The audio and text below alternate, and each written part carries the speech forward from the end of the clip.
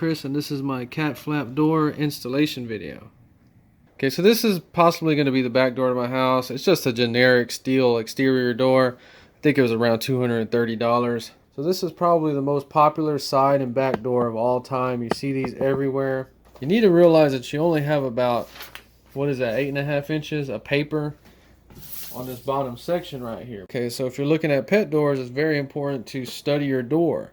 If we were going to go any bigger than this, it would look very ugly, in my opinion, if we had to cut the hole out and we had a door sitting all over this stuff right here. In my opinion, that just would not fly with me. It would look too out of place.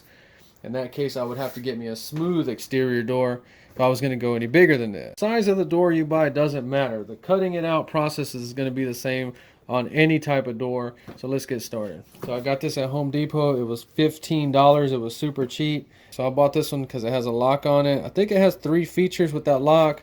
We'll find out when we get it on there.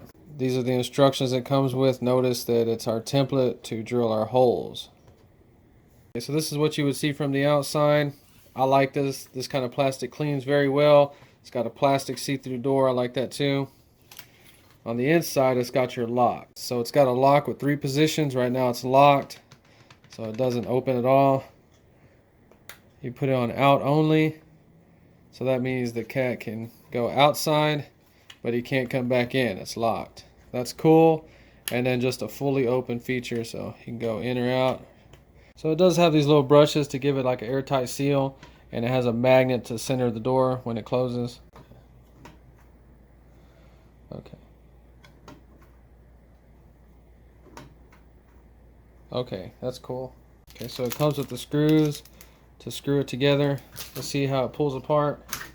Okay. Okay, so this is one of those jobs where you're going to need every single tool it says. The most important is a saber saw. So let's get that one ready. So this is your saber saw or reciprocating saw. They do have some blades that say bimetal. You don't want to use that. You want to get a full metal blade.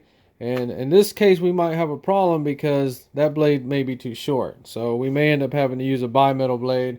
Okay, so the only thing is to make sure this blade in its highest position is the thickness of the door. And this one is not. We're going to try to do it, but we're just going to go extra slow. But ideally, you would want that blade to stick down just a little bit more past the thickness of that door. So we're trying to center this template the best that we can. There's a bunch of different ways to do it. Just measure from this side. 14 3/16, 14 and 3/16. I'm going to put 2 light marks. Okay.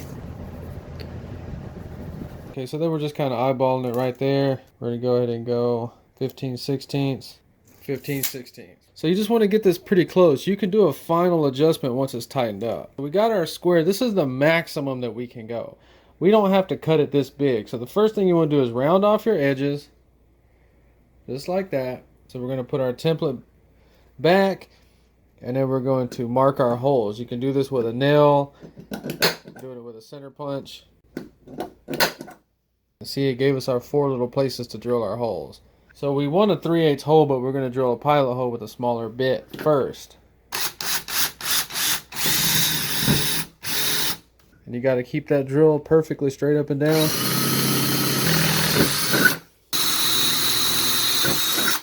Okay, now I'll drill them out to 3/8.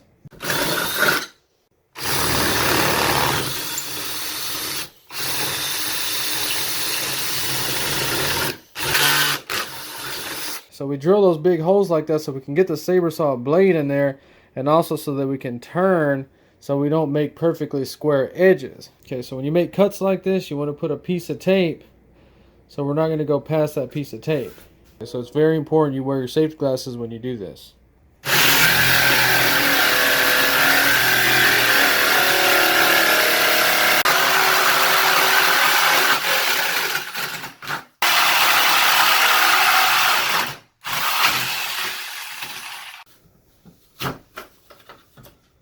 So we got it cut out. Just see they fill it with foam. That's pretty cool. Did not know that.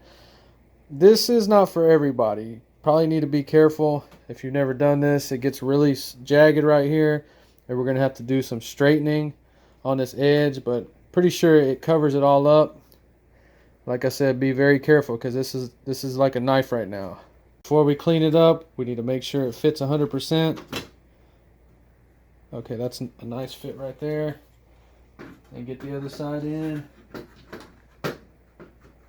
We had a problem on the other side. So we're having problems getting this side on. So let's talk about what went wrong so that you don't do it. So when I was cutting it like this, the blade kicked in like that for some reason. So it's got kind of a smaller cut on the inside.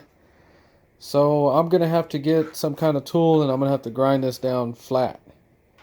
So don't let that happen to you. Make sure you cut it straight up and down.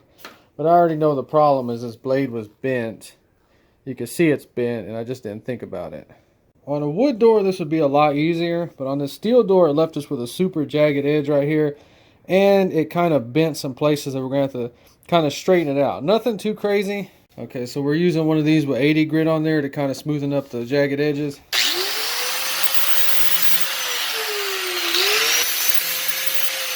So this side came out fine, but the other side, it kind of pushed it down and made some little jagged areas on the steel, so I'm going to have to straighten it up. Okay, so that's not hard to repair at all. That wasn't a big deal because you're going to tap it back and it's just going to go back to where the foam was. So it's not like you can bend it in. Okay, and that's that jagged edge I was talking about. If I run my finger, it's going to cut it wide open.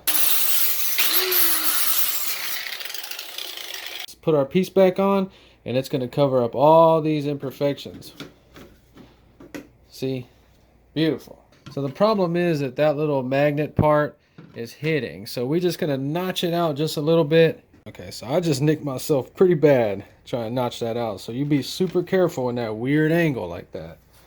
But now it clears. Let's try it one more time.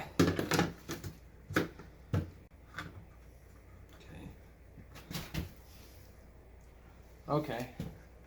Let's just see if we can get it on this side too.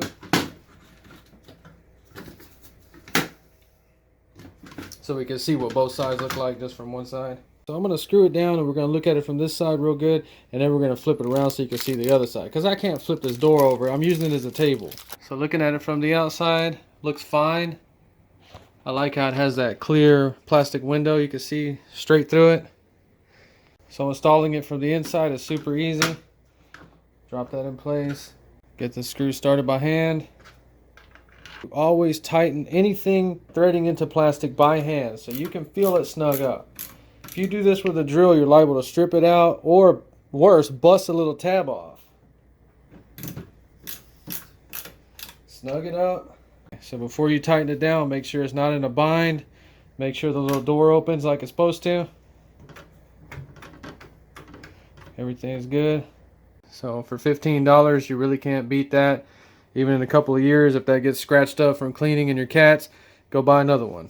Now for installation, if you had a wood door, I would say that anybody could do this. But if you have a steel door, you're going to run into some difficulty trying to cut through this steel on both sides. But you see I did it. It doesn't have any marks. This thing completely covers the cuts up. So it's not too hard, but like I said, use caution when you're cutting that steel door. In other words, I would not feel comfortable with my 15-year-old daughter doing this by herself. So that's all I got to say about that. If you enjoyed the video, please like and subscribe. Thanks for watching.